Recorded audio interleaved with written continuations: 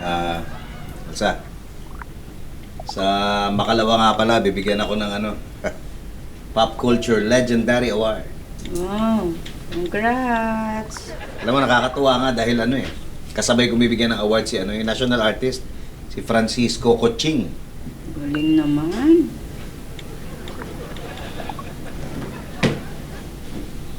Pwede kang sumama dun sa awarding. Ha? Ano? Anong awarding? Awarding? Yung sa Anong award? Sa Wednesday, Pop Culture Legendary Award. Oh. Ko. Baka pwedeng anak mo na lang muna. Kasi hindi ko nga alam kung saan dadalhin ng mga tao. Di ba? Kapag naghahanap ako ng bagong pwesto. Doon ka na lang muna sa office. Doon ka mag-set up ng parang cafeteria. Pwede naman yung ganun. Kaya lang hindi naman po pwede yung presyong KTV, hindi ba? Ay, hindi bale. Bababaan ko yung presyo. Uy, thank you sa idea. Hindi, wala yun. Basta yung awarding sana pwede ka, ha? Gusto ko naman talaga sana. Oo. Siyempre, kaya lang, yun nga, ang dami nga asikasuhin eh. Yung pagdala pa ng mga gamit galing sa KTV, papunta sa storage. Oo. Tapos, naghahanap nga ng pwesto. Hindi, tutulungan kita dyan. Ang bahala sa'yo. Ayusin ko yung schedule, pero tutulungan mo ako. Oo nga, tutulungan. Ngayon pa lang gusto mo tulungan kita. Babawasan natin stress mo. Di ba, pumayos ka pa. Yan, Yan, paano bawasan stress mo? Yung mga tulong ko, di ba? No. Ha? Hmm. Nababawasan nga yung stress ko. Napupunta naman yung isip ko sa iba. Saan? Sa kwento. Hindi. Ano? Hindi. Hindi. Sa isusuot ko sa awarding mo. Ano ba? Oo. Tignan mo to. Oh. Diba? Pwede ba to? Uy. Ang ganda niya. Alam mo, tanglad na lang para ka nang iniyaw na bang. Pitoy! Hindi, nagtanong ka eh. Ano ba kasi? Kaliskis ba yan? Anong paliskis? Pasensya na kayo ha. Kailangan lang talaga ni Elsa ng lugar para makapag-meeting tungkol sa KTV. Ay, okay lang po yan, sir. Tulong na rin po namin sa kanila. Talaga. Thank you. Uy! Tama po ka. Tuloy. Pasok kayo. Uy, thank you Dumating na yung suit mo para sa awarding. Talaga? Naku, buti naman. Uy, sabi nga pala ng organizer, bibigyan daw ako ng original art ni Francisco Coching. Sino? Si Coching, national artist. Oo, maganda yun. Pwede ba makairam ng printer? Opo. Ay, Vincent, ikaw na lang mag-set up dito. Ay, sige. Babalik ako.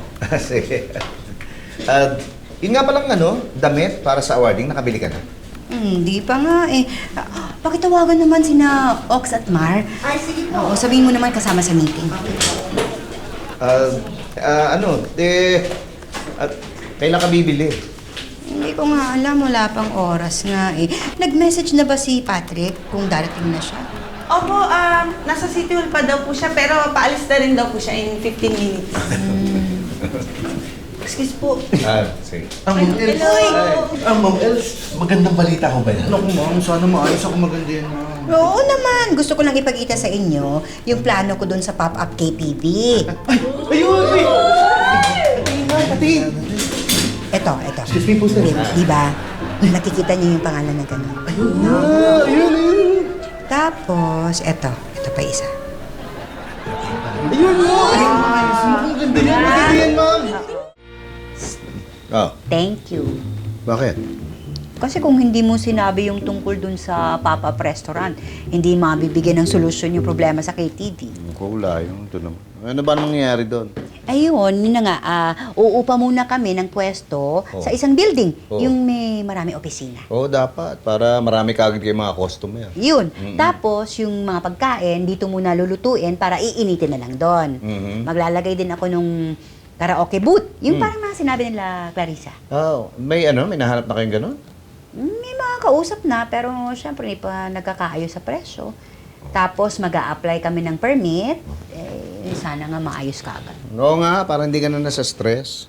Alam mo, kita ko sobrang busy ka nga eh. Kaya, okay na sa akin kahit di ka magpunta sa awarding ko. Ito naman. Hindi, ayoko kasi makadagdag pa dun sa stress mo eh, sa schedule mo. Huwag kang mag-alala. Pupunta ako sa awarding.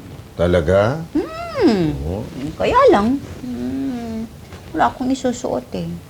Eh kasi hindi na kasya sa akin yung mga damit ko. Yun ang problema ko. Hindi naman problema yun. Huwag ka na magdamit. Ng luma. Huwag ka na magdamit ng luma. Binili na kita ng bago. Yan. Damit ka ng bago. Oo. Wow, thank you. Uy. diba? Teka, tama ba size nito? Tama yan. Ano yan eh. Sukat ko na yan eh. Pagka kumasya dun sa yakap ko, eksakto yan. Sino niyakap mo? Yung sales lady. Sinabihan ko yung sales lady na ilagay sa mannequin. Tapos saka ako niyakap yung mannequin. Sakto. Sure ka? More